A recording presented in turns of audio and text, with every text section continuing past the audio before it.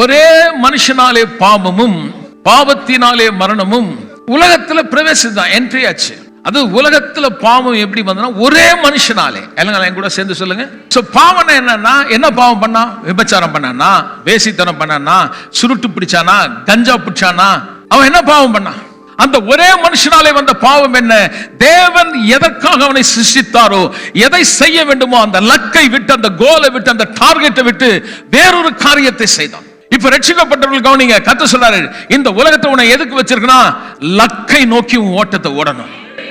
சுற்றி உலகத்திற்கு பாவத்தையும் பாரத்தையும் தள்ளிட்டு நீ பார்க்க வேண்டிய ஒரே ஒரு காரியம் இருக்கும் என்றால், இயேசுவையே உன் விசுவாசத்தை தொடங்கின, உன் ஓட்டத்தை தொடங்கின அவரை நோக்கி பார். அப்ப இயேசுவை பாருனா எப்படி பார்க்கிறது? போய் படம் வாங்கி வந்து வீட்டுல வைக்கிறதா? இயேசுநாதர் சிலையை வாங்கி வந்து வைக்கிறதா? நல்ல கவனிங்க, ஏமாந்துராதீங்க. அதல்ல இயேசு. இயேசுநாதர் யார்? ஆதியிலே வார்த்தை இருந்தது, அந்த வார்த்தை தேவனிடத்தில் இருந்தது, அந்த வார்த்தை தேவனாக இருந்தது. அப்ப நீங்க யாரை பார்க்கணும்னா இயேசுவை பார்க்கணும். இயேசுவை பார்க்கணும்னா பைபிள் உள்ள வசனத்தை பார்க்கணும். அப்ப what is my target? What is my goal?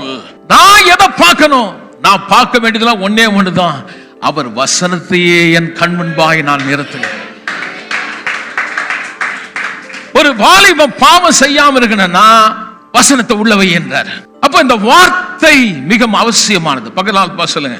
அதனாலதான் பைபிள்ல வசனத்தை எடுத்து சபை மக்களை உட்கார வச்சு நான் கதை சொல்றது கிடையாது, வார்த்தையை நிதானமா சொல்லிட்டு வரேன். இப்போ பாவம் எப்படி வந்ததுன்னா, அவன் தேவன் சொன்னதை விட்டு வேறொரு காரியத்தை செய்ய டிஸ்ட்ராக்ட் ஆகி திசை திருப்பப்பட்டு அதன் வழியாக இந்த உலகத்துல பாவம் வந்துச்சு. பாவத்தால தேவனை விட்டு பிரிஞ்சிட்டோம், மரணம் உண்டாயிடுச்சு.